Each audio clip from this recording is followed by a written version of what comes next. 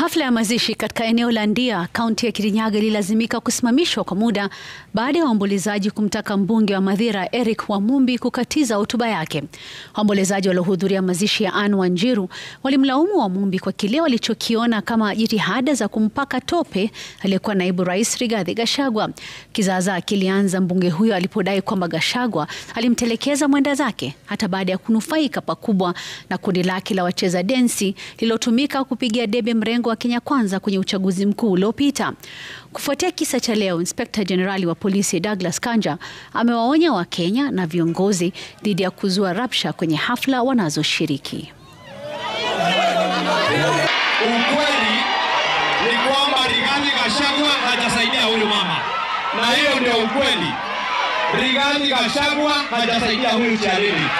Na kama amesaidia, akuja aseme hapa amemsaidia na nini. Rigathi Gachagua ametumia huyu mama. Hapa Kirinyaga tunakuanga na maadili.